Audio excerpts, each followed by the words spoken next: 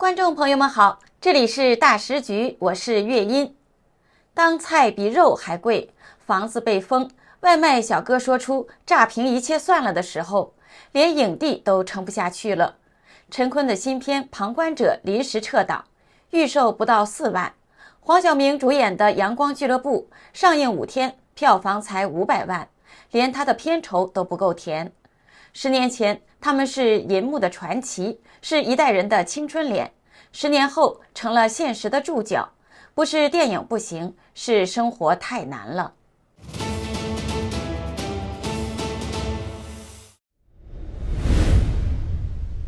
这几天，吹遍整个娱乐圈的寒风，终于刮到了2位昔日的顶流影帝。49岁的陈坤和47岁的黄晓明，一个是气质男神，一个是霸道总裁的代名词，如今却双双陷入票房的滑铁卢。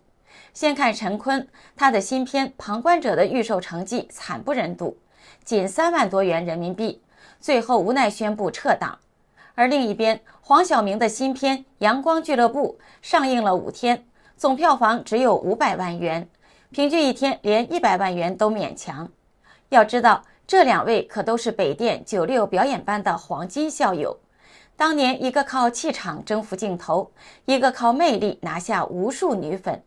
巅峰时期，陈坤有《龙门飞甲》《寻龙诀》，黄晓明有《神雕侠侣》《中国合伙人》，一个神秘，一个热血，是无数人青春记忆里的银幕脸。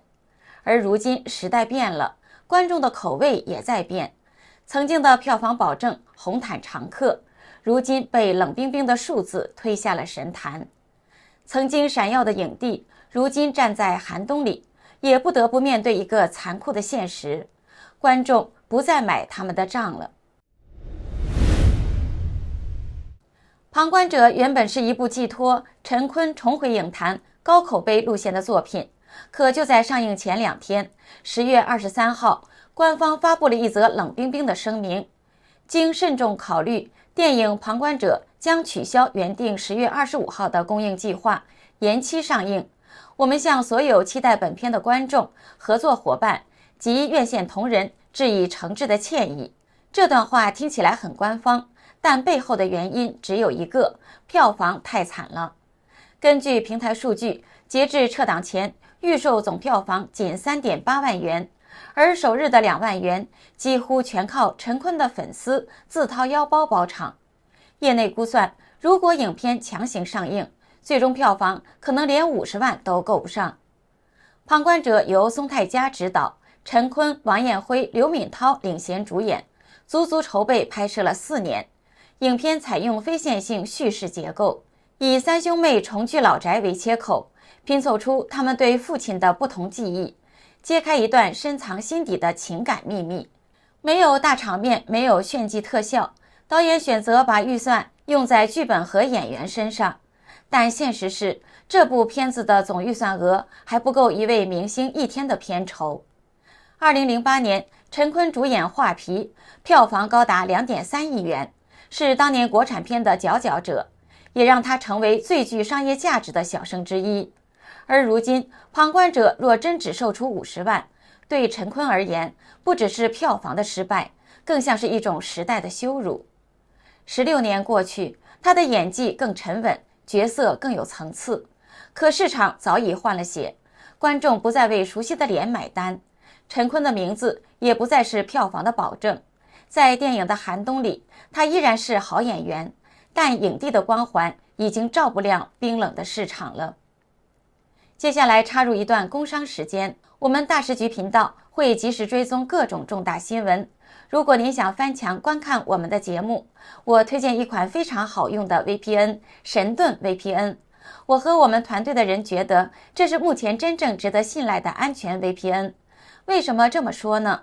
很多人可能都在用 VPN， 但是传统 VPN 存在一个问题，它只用1台服务器，资料经过加密传到 VPN 伺服器，然后由同一台伺服器发送出去。也就是说，它不但知道您的来源 IP， 也知道您连去了哪里。这意味着，只要那台伺服器有风险，您的整条路径就会被看得一清二楚。而神盾 VPN 采用的是独家技术，双节点 P2P 加密架构，资料会经过2台伺服器转送，第一台只知道您的来源 IP， 第二台只知道您要连的目的地，2台之间端对端加密，任何单一节点都无法还原整条通讯路径，连神盾自己都无法追踪您在网络上的行踪。除了安全，神盾 VPN 的速度和稳定性表现也很出色。神盾 VPN 可以在全球伺服器自动切换，随时连最近最快节点，而且一个账号可用在手机、电脑、平板，可以全家分享。现在购买2年方案享65折优惠，输入我们节目专属优惠码大时局再打9折，30天内不满意全额退款，无风险试用。赶紧点击节目下方描述栏的购买链接购买。黄晓明的近况同样让人唏嘘，这几年他主演的电影接连遇冷，从辉煌走向低迷，几乎成了票房下滑曲线的教科书。2023年他的《最后的真相》票房5467万，2024年的《戴假发的人》只有420万，到了2025年10月阳光俱乐部上映5天，票房也才500万。按业内分账比例算，制片方最终能分到的顶多是200万，恐怕连黄晓明一个人的片酬都不够。而要知道，仅仅6年前，他还凭《烈火英雄》狂揽17亿票房，2度拿下金鸡影帝，几乎包揽金鸡、百花、华表3大奖项，一度风光无两。如今辉煌的光影被票房数字无情碾碎，这个落差实在是太大了。阳光俱乐部由魏书君执导，黄晓明、陆小芬、祖峰主演，讲述一名因智力障碍而心智停留在童年的中年男子无忧，与母亲相依为命。加入阳光俱乐部后，他一心想带重病的母亲去寻找生命的奇迹。这是一个温柔而悲伤的故事，也是一场演员的极限挑战。为了贴近角色，黄晓明先是疯狂增重15公斤，天天吃螺蛳粉、炸鸡，体脂飙到了22%。杀青后又进入地狱式减肥模式，整整1个月只喝西芹、黄瓜和苹果汁，腰围是减下来了，体脂降到8%，但换来的是心悸、免疫力下降、情绪抑郁。他甚至在采访中劝粉丝千万别学。凭着这份投入，他拿下了上海电影节金爵奖最佳男主角，并获金鸡奖提名。奖项证明了他的演技，却救不了惨淡的票房。曾几何时，陈坤的评论区满是场花盛世美颜，黄晓明的动态下是一片明学狂欢。他们是那个年代的银幕符号，是流量和实力兼具的代表。可如今时代变了，观众的情绪也在变，流量散去，审美更新，昔日的影帝也终究敌不过市场的冷酷与时间的淘汰。票房崩塌的背后，不只是电影不行，更是生活不行。当观众连买菜的钱都要精打细算的时候，影院的空座也就成了经济的一面镜子。如今的电影院不缺电影，缺的是观众。数据显示，2025年全国娱乐消费增速只有 1.8%， 还不到 GDP 增速的一半。观影人次、演唱会票房、游戏流水全部在下滑，行业整体投资更是同比下降了 25%。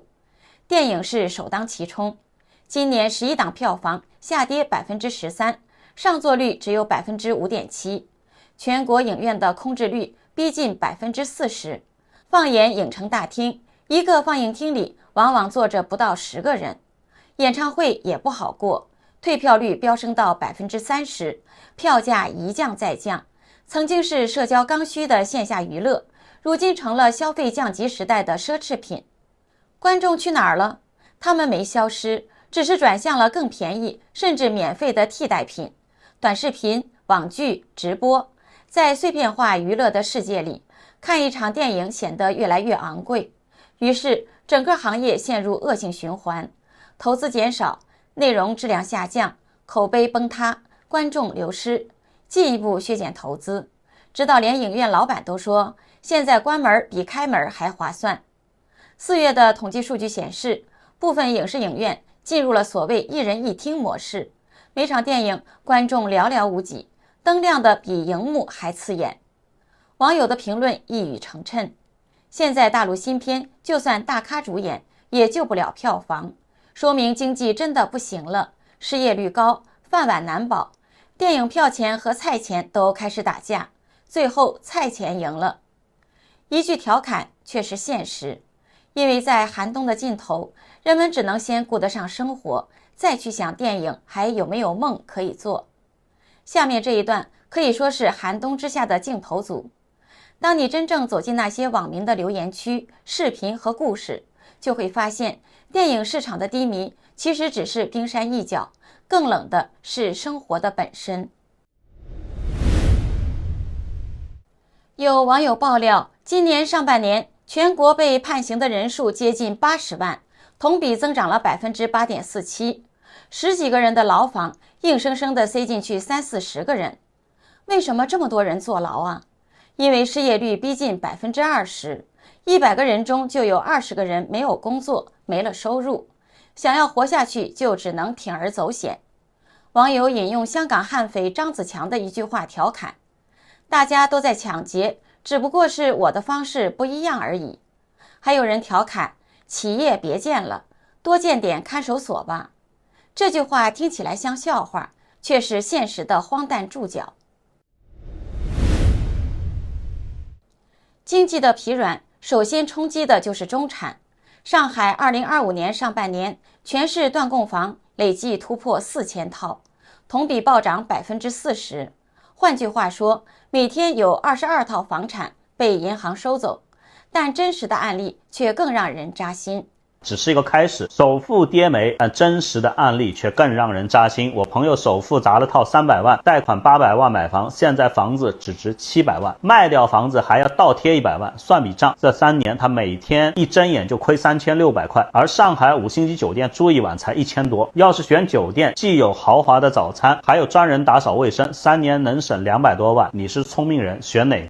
其中的一个网友的视频最让人心酸，他说房子断供被封，当时人不在家，回来的时候看到门口被贴了封条，楼下单元门上也有他的名字。人们走了，我才敢悄悄撕下来带走。那一刻，我的手在抖，整个人都在发冷，心里只有一个念头，不知道接下来该怎么办。他的那句“活不好的每一天不是一般累”，成了许多失业者的写照。经济放缓带来的，除了断供，还有街头的空窗期。在不少城市，昔日一铺难求的繁华商圈，如今几乎成了转让展区。店铺的卷帘门上贴满了出租转让的字条，连便利店、奶茶店都在关门。有视频拍下整条街，几十个门面几乎都在清空。曾经的夜市灯火，如今换成了招租热线。实体经济就这样在一夜之间熄灭了光。有位外卖小哥说的直白，最近送外卖听到最多的一句话就是赶紧打仗吧，炸平一切，从头来过，经济崩了也好，反正我也活不起了。这句话听得他直冒冷汗，因为这不是一个人的戾气，而是太多人压抑太久的无声呐喊。在那条视频里，他说，我见过半夜顶着寒风跑10几公里，只为了多挣22块钱的人，见过房贷还了10几年，还剩下一大半的人，也见过打着3份工，却连1天 ICU 重症病房的费用都付不起的人。那些说世界炸平的人，不是真的想毁灭，他们只是活得太累，找不到出口。外卖小哥最后那句让无数网友破防。每一个想毁灭的念头背后，都藏着一个想好好活下去却找不到出路的人。电影《寒冬》不过是一个信号，背后是城市在降温，是人心在退潮，是一整个社会的热闹幻觉逐渐散去。当人们连买菜的钱都要精打细算的时候，光影与梦想也就成了最奢侈的浪漫。观众朋友们，您上次走进电影院是多久以前的事儿呢？还记得那种沉浸在电影的故事里，暂时忘记生活压力的感觉吗？如今的你是否也会怀念那个花几十块钱就能买一份情绪出口的年代呢？欢迎在留言区分享你的故事。这里是大时局，感谢您的陪伴与思考，请订阅分享并打开小铃铛，和我们一起在动荡中坚守真相，在黑暗中点燃希望。